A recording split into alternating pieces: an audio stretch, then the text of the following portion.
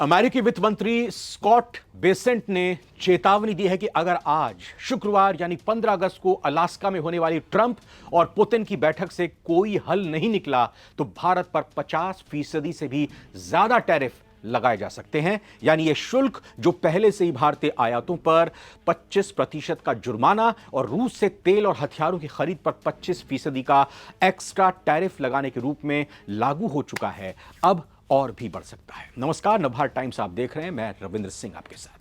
अमेरिकी वित्त मंत्री स्कॉट बेसेंट ने एक टीवी चैनल को दिए अपने इंटरव्यू में कहा है कि अगर अमेरिका और रूस के बीच बातचीत में कोई भी प्रगति नहीं होती तो भारतीयों पर लगाए गए इस टैरिफ शुल्क को और प्रतिबंध को और भी बढ़ाया जा सकता है। यह बयान ऐसे समय में आया है जब अमेरिका ने भारत पर आरोप लगाया था कि वो रूस से तेल और हथियारों की खरीद के माध्यम से यूक्रेन में चल रहे युद्ध को अप्रत्यक्ष रूप से अपना समर्थन फाइनेंशियली तौर पर दे रहा है। उसका यह मानना है कि कहीं ना कहीं रूस जो हथियार, गोला बारूद का इस्तेमाल कर रहा है, जिनसे वो खरीद कर रहा है, उस पैसे को वो भारत से बेचे गए तेल के जरिए हासिल कर रहा है।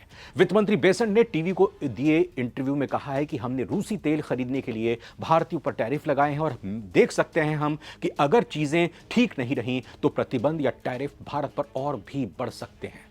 ट्रंप ने हाल ही में भारतीय आयात पर 25% का जुर्माना लगाया था और रूस से तेल और हथियारों की खरीद पर 25% का अतिरिक्त टैरिफ लगाया था, जो 50% तक हो गया है। 27 अगस्त तक 25% लागू हो जाएगा, 7 अगस्त से 25% लागू हो चुका है।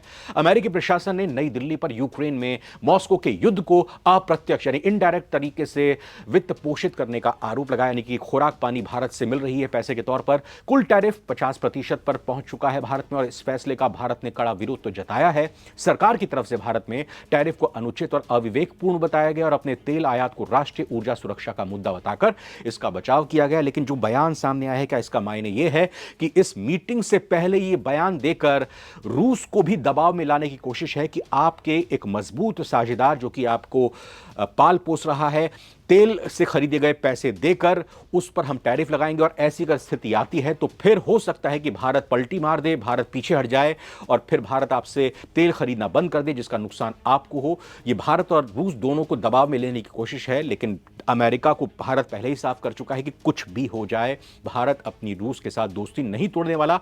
फॉक्स न्यूज एक और न्यूज चैनल जिसमें इंटरव्यू दिया गया वित्त मंत्री की तरफ से, इसमें भी बेसेंट ने भारत को व्यापार वार्ता में थोड़ा अड़ियल बताया है। भारत को कहा है कि यह अड़ियल है। नई दिल्ली और वॉशिंगटन के बीच बातचीत इस महीने की शुरुआत में शुरू हुई थी, जिसमें ट्रंप की तरफ से रूसी व्यापार और कथित तौर पर बाकी चिंताओं पर चर्चा स्थगित करने की घोषणा के बाद रुकावट आ गई। यानी कि जब तक भारत रूस से आयात नहीं रोक देता है तेल का, तब तक टैरिफ पर कोई बातचीत नहीं होने वाली है और ना ही ट्रेड को लेकर कोई बातचीत होने वाली है। अमेरिकी वार्ताकारों के 25 अगस्त को भारत पहुंचने की उम्मीद के साथ व्यापार वार्ता फिर से शुरू हो सकती है। हालांकि उम्मीद यही जताई जा रही है। भारतीय वस्तुओं पर जो 50% का टैरिफ लागू हुआ है, उससे ठीक 2 दिन पहले की यह बैठक भी बहुत ही महत्वपूर्ण हो जाती है। हालांकि विशेषज्ञों का इस पर मानना है कि अपने कृषि और डेयरी बाजारों को सुरक्षित रखने का भारत का रुख इस बातचीत में विवाद का एक प्रमुख मुद्दा बना रहेगा, क्योंकि भारत ने साफ ही कह दिया कि कृषि उत्पाद और जो डेयरी उत्पाद हैं वो भारत के लिए अमेरिका के इन सामानों को वो नहीं खोलने वाला है। ट्रंप और उनके रूसी समकक्ष, आपको बता दें, यूक्रेन में युद्ध समाप्त करने के लिए तरीकों पर चर्चा करने के लिए आज शुक्रवार को अलास्का के एंकोरेज में मिलेंगे। अमेरिकी राष्ट्रपति जो कि युद्धरत देशों के बीच युद्ध विराम की मध्यस्थता की लगातार कोशिश कर रहे हैं, दावा कर रहे हैं कि सारे युद्ध मैं रुकवा रहा हूं। ट्रंप ने अगर चेतावनी दी है कि मॉस्को शांति समझौते पर सहमत नहीं होता है तो इसके गंभीर परिणाम होंगे। ट्रंप पहले ही कह चुके हैं कि वार्ता का मुख्य उद्देश्य 3 साल से चल रहे रूस यूक्रेन संघर्ष को समाप्त करना है, शांति समझौता स्थापित करना है। उन्होंने इस शिखर सम्मेलन को रूसी नेता की युद्ध विराम के लिए इच्छा शक्ति का आकलन करने के लिए एक अनुभव आधारित बैठक बताया है। उन्होंने पहले सुझाव दिया था कि शांति समझौते में कुछ क्षेत्रों की अदला बदली रूस और यूक्रेन के बीच हो सकती है। इस विचार का यूक्रेन ने विरोध किया है, जिसमें कहा गया है कि क्षेत्रीय मुद्दों पर अपने संविधान का उल्लंघन वो नहीं करेंगे, यानी कि वो जमीन देने पर किसी भी हद तक तैयार नहीं होंगे रूस को। वहीं जेलेंस्की ने पुष्टि की है कि वार्ता में कीव की भागीदारी के बगैर कोई शांति समझौता नहीं होगा। इस बात पर जोर दिया गया कि यूक्रेन रूस को कोई भी अपनी जमीन, कोई भी अपना इलाका देने वाला नहीं है। यानी कि ट्रंप और पुतिन के बीच होने वाली इस बैठक का असर न सिर्फ रूस, अमेरिका और यूक्रेन पर पड़ेगा, भारत पर पड़ेगा, बल्कि दुनिया के हर एक देश पर पड़ने वाला है।